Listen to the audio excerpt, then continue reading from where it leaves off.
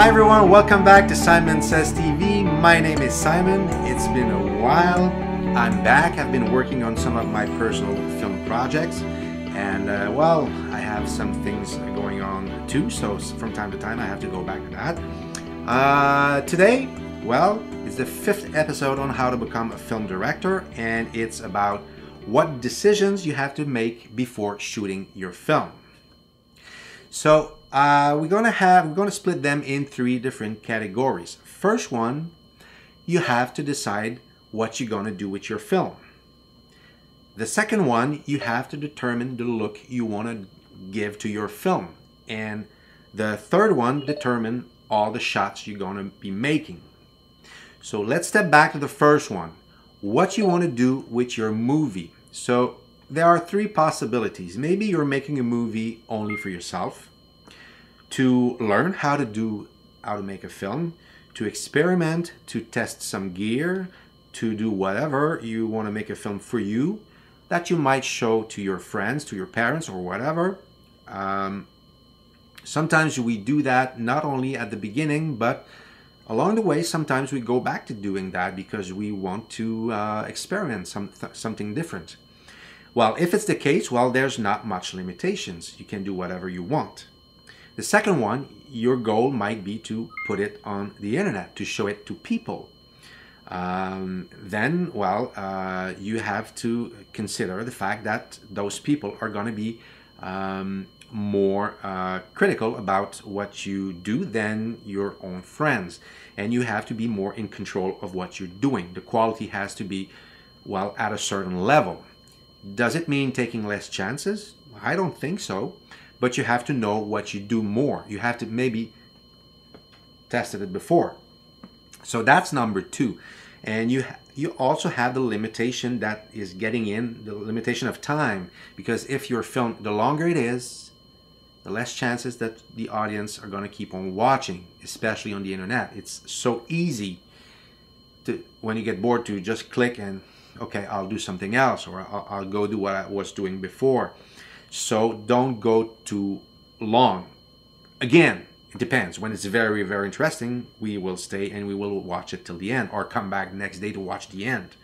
But keep that in mind. Number 3 in that same category is maybe your goal is to show it in theater. And it's probably going to be through festivals. Maybe you want to submit it to festivals. Well, then it's even a notch higher in quality requirements.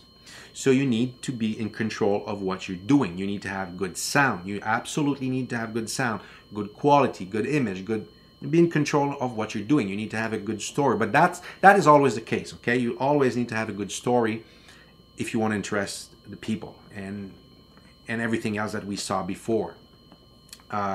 So you have to be more in control. That might mean making more takes of the same shot. I went up to 20 something at one moment because I had a problem with the dolly shot. We weren't using a professional dolly, so I built one myself, and it was not going well that particular night, and we did the shot many times till we got it right. And sometimes we don't get it right, so we need to have some backups. When you're not sure of your shot, always in a moving shot, always make a fixed frame shot. That's a good suggestion I can give you. I did it once and I regret it today a lot. I don't have a good dolly shot in a particular scene, and I'm stuck with that. That is not good at all. So be in control. Another thing, when it comes to festival, a thing I've realized is the shorter, the better. The better your chances are to be accepted. Nobody told me that. I just find that out one moment that I was making 25, 30 minutes short films, and you have to remember one thing. If they accept your 35-minute film, they have to refuse a lot of other short films. The average short film is probably around 5 to 10 minutes. If they put 12 short films in an hour, well, if they take your 30-minute short film, means that they have to refuse 6 other. And unless it's an exceptional short film, they will probably let go of that one to please 6 other film director. Okay, section number 2, I want to talk about the aesthetic of your movie. Then you're going to have to take a few decisions also. First, you're going to have to decide the format you want to shoot your film. You want to shoot it in 16:9 or in 2:35 ratio. You have to decide that in advance. If you want to shoot in 16:9, it's not a big problem because all cameras almost are in that ratio. So you shoot without doing anything. But if you want to have the cinematic look, the anamorphic look with the stripe, the dark stripe on top and bottom, well, you have to plan that in advance. Because you have to, well, the way to do that is you put a tape on top and bottom, but you have to put them at the right place. So how to do that? Well, you shoot something, probably a brick wall or whatever, something with stripes, and you go in your editing software and you put the stripes. On Final Cut Pro, I found out to be 12.4 on top crop factor and 12.4 on bottom also. That is what seems to give me the 2:35 ratio. And then I look at what I see. I put it back. I put my card back on to my DSLR or my camera, and then I put the tape. But what I do is I put a transparent tape, because sometimes you want to shoot something in 16:9, which I'm doing right now. I don't have to take off my tape. But when I shoot a film, I want to have it in 2:35, so I only consider what's in those two tapes.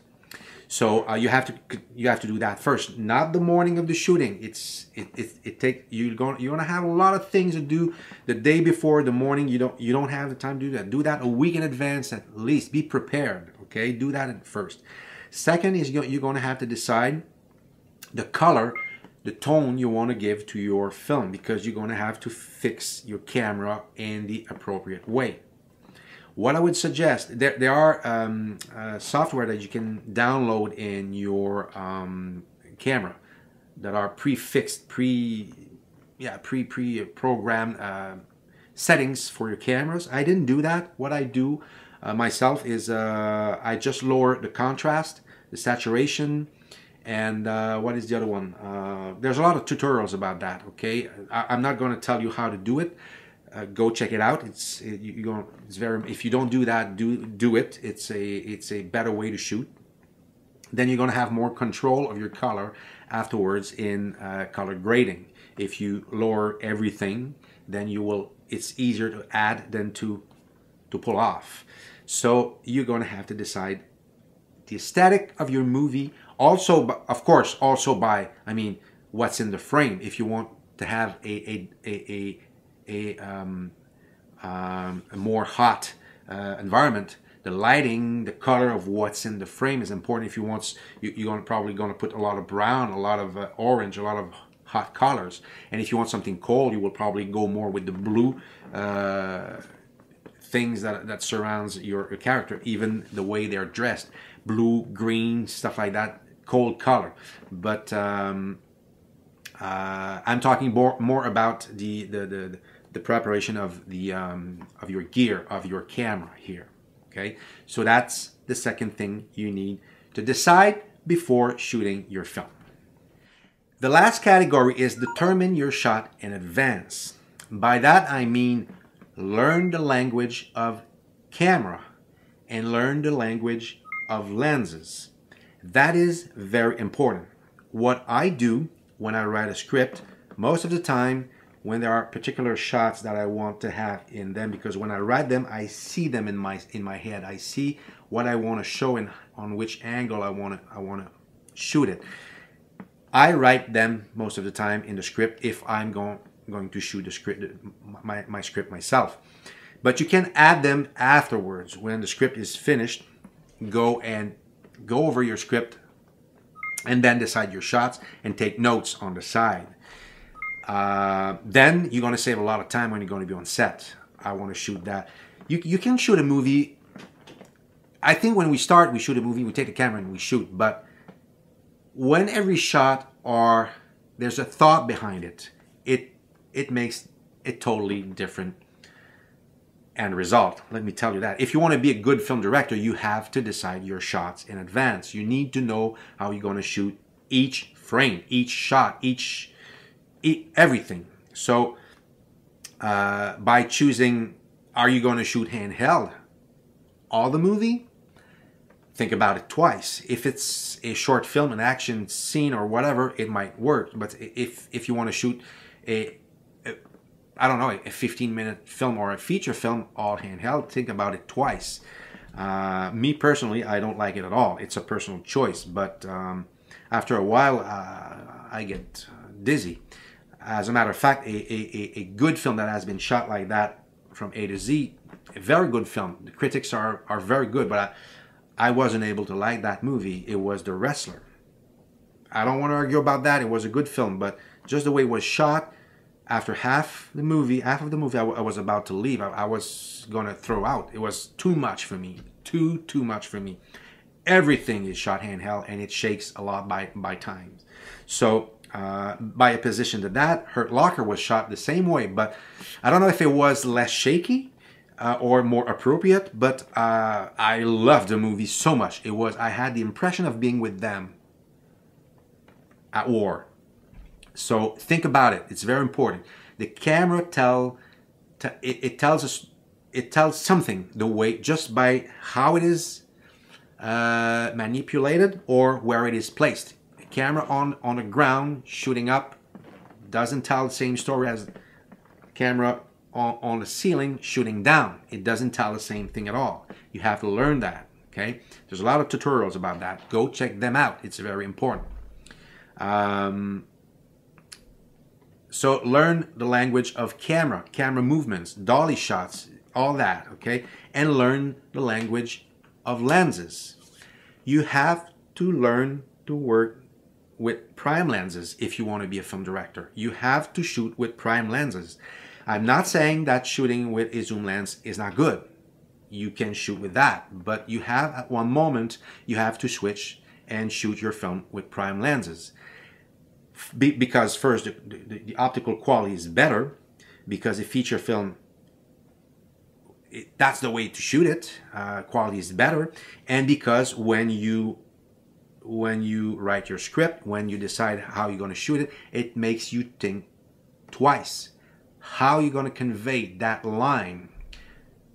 Where do you want the audience to focus? It's so easy with a prime lens to just shoot, okay, zoom in, zoom out. Not necessarily while filming, shooting, but okay, we're here. Okay, you want something? Okay, let's go. But maybe you're not at the right distance. Even if you zoom in, maybe you're not at the right distance. It's not the same thing. You're not going to have the same depth of field or the same environment as if you move in. It's totally different. The perspective is totally different. I'm sure you know that. So by shooting with prime lenses and deciding which prime lens you're going to use first, I want a wide angle here. I want to shoot in an 18mm because I want to see everything in focus. But at one particular moment, I want to go on that subject. So I'm going to focus on him. I'm going to shoot him probably with a 35 or 50mm. But when he's going to say that line, I want to punch in. So I'm going to shoot him with a 105 or an 85mm. You have to decide that in advance. I'm not telling you that there's not going to be some modification around along the shooting. Those are happy discoveries or a happy situation. Oh, let's do that. That's the best thing that could happen. But be prepared first. So learn those two things: camera language and prime lenses language, and it's gonna make you a better film director. Hey, wow, that was a lot today. Okay, so thank you for watching. Don't forget to keep on liking and subscribing if it's not done already. And thank you for everybody who subscribed so far. I'm very happy. It touches me a lot. And share to your friends if you liked it. See you next time.